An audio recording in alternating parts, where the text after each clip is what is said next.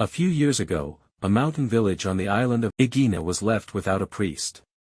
Time passed, but no new priest was sent. Lent arrived, and the villagers began to worry. After some discussion, the villagers decided to write a letter to the bishop.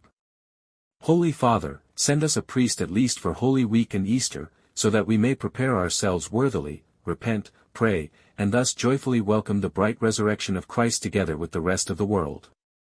Do not leave us orphaned, Holy Bishop. Send us a priest blessed by Your Eminence."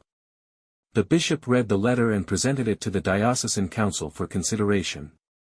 "Which one of you can go to this village?" he asked. But each of those present explained they were too busy to go to this village. The letter from the mountain villagers remained buried under a pile of other papers. And later, they completely forgot about it, amid the feast preparations. Finally, the great feast of Christ's resurrection arrived. After the first week of the Paschal celebrations, the bishop received a letter from the villagers. "Holy Bishop," they wrote, "we have no words to express our gratitude for your pastoral care to our parish. We will be eternally grateful to God and to you, Holy Bishop, for the reverend priest you sent us to serve at Easter. Until now, we have never had the opportunity to pray together with such a gracious and humble servant of God." The bishop began the diocesan meeting with the question, which of the priests went to serve in the village? But everyone remained silent, because no one had gone there. The bishop was overcome with intense curiosity.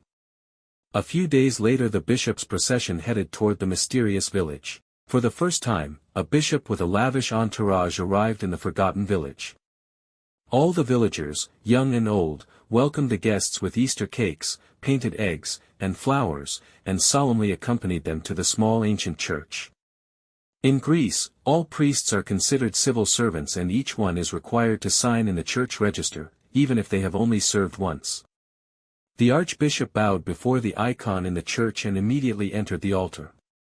Through the open royal doors, everyone saw him take the register and approach the narrow window. He quickly ran his finger to the last entry.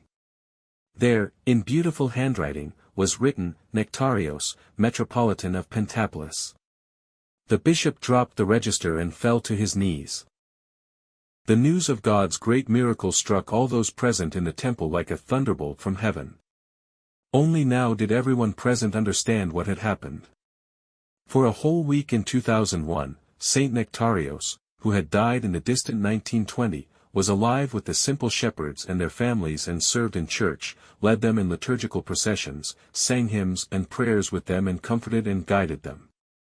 No one had ever spoken such words about God to them before.